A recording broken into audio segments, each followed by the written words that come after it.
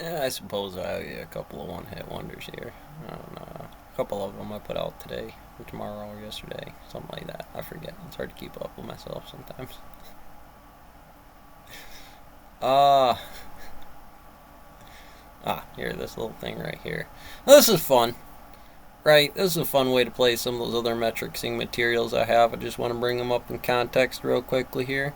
I've been kicking this one around. It's been pretty good. It's a nice little squared play in with some percentages, some metric ratios that have different values to kind of what it's doing when you're not playing the geometry, specifically that IH optics inside of there, or some value that says it stands that tall on the wave function. The problem with the Gaussian Smith chart here is that realistically that's basically what this is doing on a much larger scale, right? Because you got some orbitals, cool, works with general field theory, could be one or the other in a super qubit position, but I'm not playing F, right? I'm just out here doing some honeypot and the way I remember how to do it consistently over the steps, which helps me keep it, in this lifespan a little bit longer for its given half-life, right? And that can only do certain things before the symmetry tips over. I know there's something going down in there as far as the alpha beta electron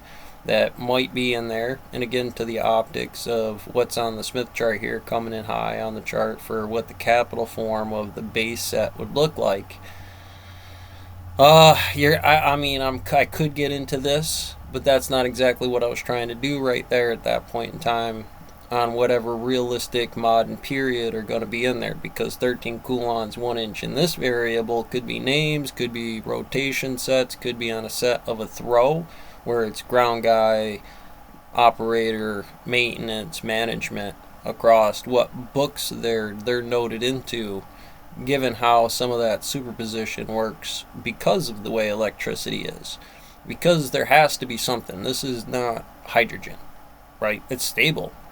It's there and it resonates in terms of what frequency it does, high and low, change a pitch, change a tone or frequency, and that can adjust to what chart you might be into when in that chord it plays that same way, but now there's another subset to the structure. And given hydrogen and some other functions that's with that, some slide rule or up or down or whatever you're doing with it, that could start to operate faster than the speed of light, right? And I'm playing. You can open this up, say they're in there, change this. This probably is a B. Maybe that's the capital form of the B because of the way I operated this, down all the way through it, given what's up and right on what would be it would be negative, a zero charge for the neutron, and a positive charge for a proton. When they have to flip over, here I'm saying that it can't be necessarily this, but it's driving through. When that does that in a piece of copper wire that's properly insulated, that's going to be just fine. You do this with that same length of rope out of some grass you twine together that has all the properties of hydrogen.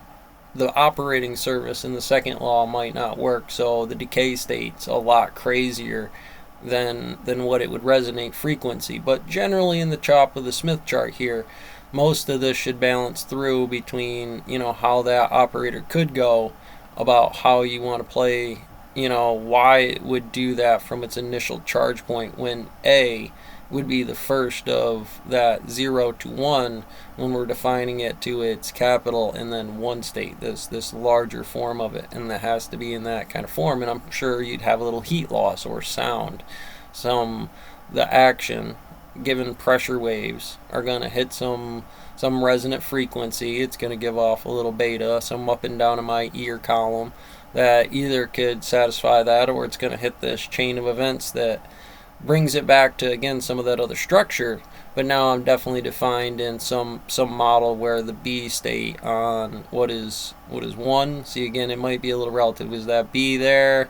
Is it C here? I'm up for debate on what standard model would look like inside of a subset like that, about multiplying matrices and defining those as the square. Those standard models will later about why there's still subsets to this. There's the other organizations, for whatever reason, that's what it did, and because of that, C is up here.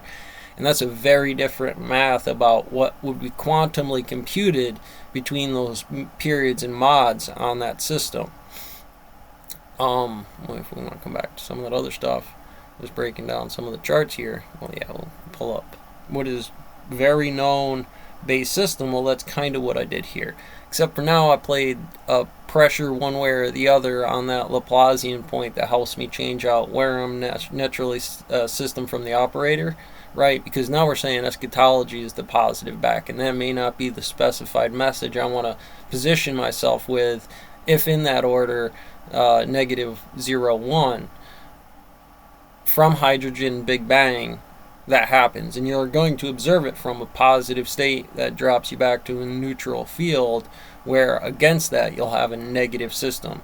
So back to different standard models and states of that, when the map changes, when the environment changes, we're trying to find what is the tree that gives a shadow that determines a given space at a specific time on an orbital plane or whatever it's doing with some relative QMP stuff going on.